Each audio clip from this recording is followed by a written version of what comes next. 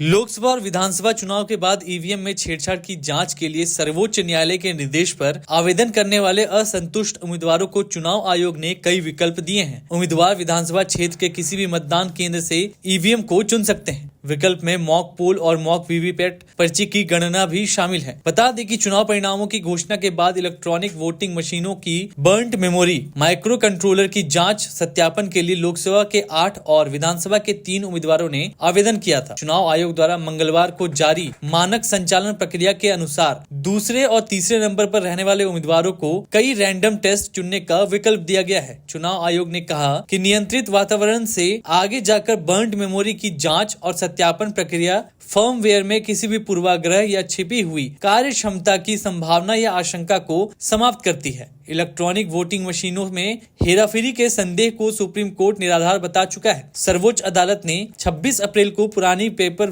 Ballot प्रणाली को वापस लाने की मांग को खारिज कर दिया था। शीर्ष अदालत ने उसी समय चुनाव परिणामों में दूसरे और तीसरे स्थान पर आने वाले उम्मीदवारों को चुनाव पैनल को शुल्क का भुगतान करके लिखित अनुरोध पर प्रत्येक विधानसभा क्षेत्र में 5% ईवीएम में लगे माइक्रो कंट्रोलर चिप्स के सत्यापन की अनुमति दी थी। चुनाव आयोग ने कहा कि पात्र उम्मीदवार विधानसभा क्षेत्र या निर्वाचन क्षेत्र के मतदान केंद्रों या मशीनों की क्रम संख्या का विकल्प दे सकते हैं। इससे यह सुनिश्चित होगा कि आवेदक की पसंद के अनुसार निर्वाचन क्षेत्र से ईवीएम को उठाया जाएगा और किसी विशेष मशीन को चुनने या छोड़ने में किसी तीसरे पक्ष या अधिकारियों की भागीदारी नहीं होगी। विधानसभा क्षेत्र के किसी भी मतदान केंद्र से ईवीएम इकाइयों को मिलाने का विकल्प भी दिया गया है। अगर कोई आवेदक उम्मीदवार किसी विशेष मतदान केंद्र की कोई विशिष्ट इकाई बैलेट यूनिट, कंट्रोल यूनिट या वीवीपैट को चुनता है तो वह उस मतदान केंद्र पर इस्तेमाल की गई उसी सेट की अन्य इकाइयों को चुनने को बाध्य नहीं है। एक बैलेट यूनिट, एक कंट्रोल यूनिट और एक वीवीपैट या पेपर ट्रेल मशीन से एक ईवीएम बनती है। आवेदन अलग अलग मतदान केंद्रों से बैलेट, कंट्रोल, वीवीपैट मशीन या चयन कर एक सेट बना सकता है। सभी ईवीएम यूनिट्स का स्वनिदान किया जाएगा। बर्न्ड मेमोरी की विश्वसनीयता समेत कई इलेक्ट्रिकल पैरामीटर्स की जांच की जाएगी। इसके बाद केवल स्वनिदान वाली यूनिट्स ही आगे की जांच और सत्यापन को जाएगी। उम्मीदवार मॉक पोल के लिए किसी भी संख्या में वोट डालने के लिए कोई भी क्रम या पैटर्न चुन सकते हैं। हालांकि अधिकतम सीमा 1400 वोटों की होगी। वीवीपैट पर्चियों की गिनती आयोग द्वारा निर्धारित गिनती की प्रक्रिया के अनुसार की जाएगी। या उस पर आपका क्या कहना है? What you have to say about that? The recent development. देखिए, उसके बारे में तो आज मैं कुछ नहीं करूंगा, बट आने वाले दिनों में जरूर टिप्पणी करूंगा। लेकिन ये जो मामला है जो महाराष्ट्र से उठा है, जहां 48 वोट से जो कैंडिडेट हारे हैं, वो ईवीएम से ताल्लुक नहीं रखता। वो जो इलेक्ट्रल बैलेट पेपर के जो इलेक्ट्रॉनिक वोटिंग है उससे ताल्लुक रखता है। ठीक है ना? तो उसका ईवीएम से डायरेक्ट ताल्लुक नहीं है।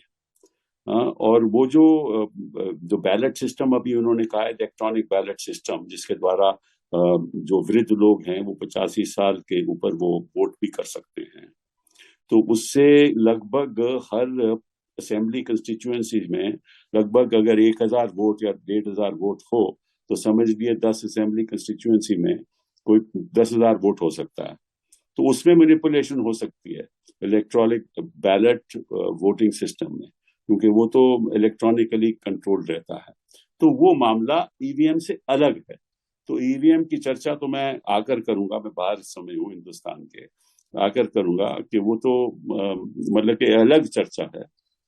और उसके बारे में आज के दिन टिप्पणी नहीं करूंगा, क्योंकि जो एफआईआर दायर हुई है वो ईवीएम के संबंध में दायर नहीं हुई। सर, चुनाव आयोग ने ही इसके ऊपर शिकायत करी पुलिस में, और उसके बाद ही जो है ये मामला आगे बढ़ा, और जो जीते हैं सांसद, उनके ही रिश्तेदार के ऊपर पुलिस को पूरी तरीके से नामजद उनको वो कर रही है। उनके फोन से कहीं ना कहीं मैनिपुलेशन होने की बात पुलिस इन्वेस्टिगेशन में सामने आ रही है, उसको वो आगे देख रही है।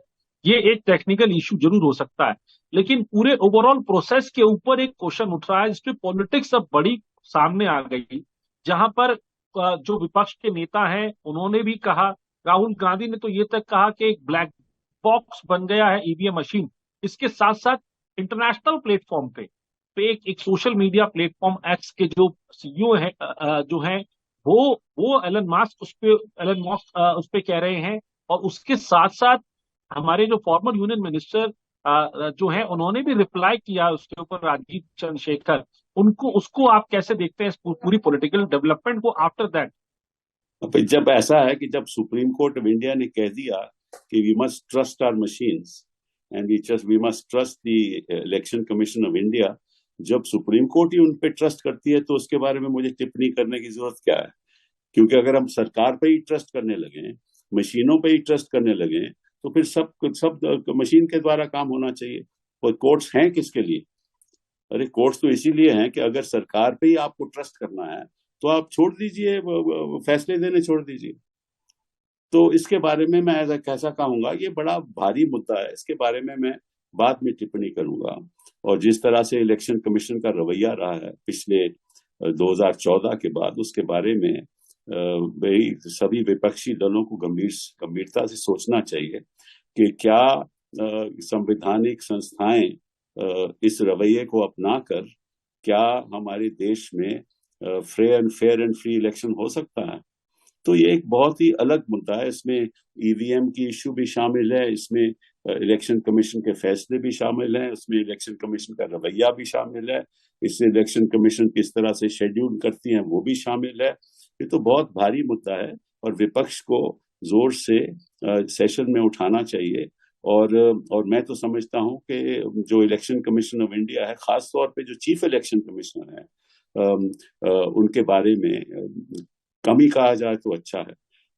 उनका जो रवैया रहा है वो निष्पक्ष नहीं रहा, और हम इस पे, मैं समझता हूँ विपक्ष इस पे कार्रवाई करेगा और करनी चाहिए। सर, आप क्वेश्चन रेज किया है, उन्होंने भी किया, उस पर आपका क्या कहना है? What you have to say about that, the recent देखिए थिंग, द ऐसा है रीसेंट कि डेवलपमेंट? देखिए सर, उसके बारे में तो आज मैं कुछ नहीं करूंगा, बट आने वाले दिनों में जरूर टिप्पणी करूंगा। लेकिन ये जो मामला है जो महाराष्ट्र से उठा है, जहां 48 वोट से जो कैंडिडेट हारे हैं, वो ईवीएम से ताल्लुक नहीं रखता, वो जो इलेक्ट्रल बैलेट पेपर के जो इलेक्ट्रॉनिक वोटिंग है उससे ताल्लुक रखता है। ठीक है ना? तो उसका ईवीएम से डायरेक्ट ताल्लुक नहीं है। और वो जो बैलेट सिस्टम अभी उन्होंने कहा है, इलेक्ट्रॉनिक बैलेट सिस्टम, जिसके द्वारा जो वृद्ध लोग हैं वो 85 साल के ऊपर वो वोट भी कर सकते हैं, तो उससे लगभग हर असेंबली कंस्टिट्यूएंसी में लगभग अगर 1000 वोट या 1500 वोट हो तो समझ लिए 10 असेंबली कंस्टिट्यूएंसी में कोई 10,000 वोट हो सकता है। तो उसमें मैनिपुलेशन हो सकती है इलेक्ट्रॉनिक बैलेट वोटिंग सिस्टम में, क्योंकि वो तो इलेक्ट्रॉनिकली कंट्रोल रहता है। तो वो मामला ईवीएम से अलग है। तो ईवीएम की चर्चा तो मैं आकर करूंगा, मैं बाहर इस समय हूँ हिंदुस्तान के, आकर करूंगा कि वो तो मतलब कि अलग चर्चा है।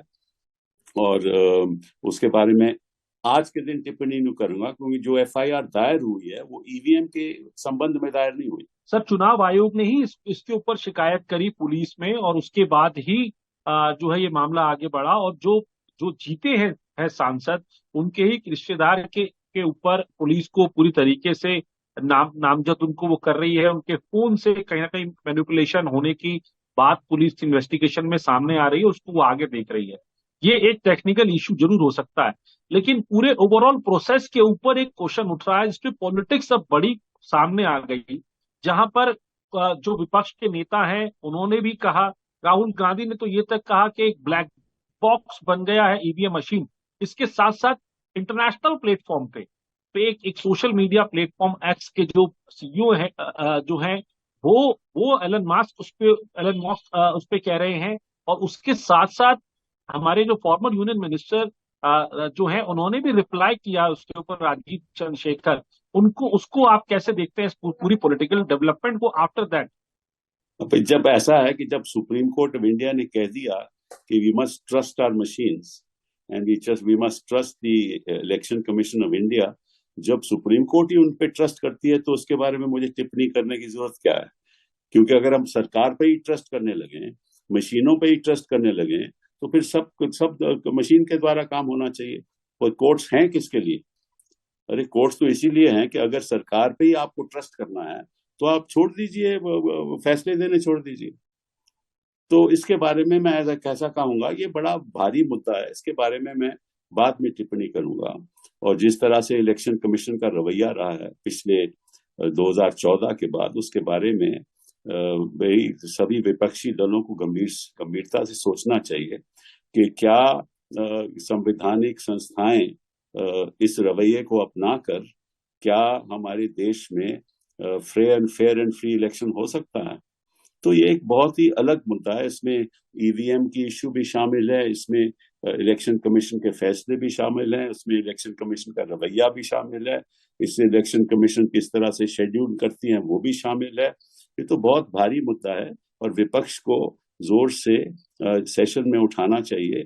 और मैं तो समझता हूं कि जो इलेक्शन कमीशन ऑफ इंडिया है, खास तौर पे जो चीफ इलेक्शन कमिश्नर है, उनके बारे में कमी कहा जाए तो अच्छा है।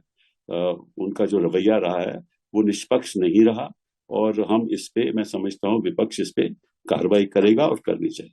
सर और आप हमसे जुड़े रहने के लिए सब्सक्राइब करें YouTube पर, फॉलो करें Twitter पर और लाइक करें Facebook पर। और ज्यादा जानकारी के लिए आपको टाइप करना होगा सिर्फ न्यूज नशा।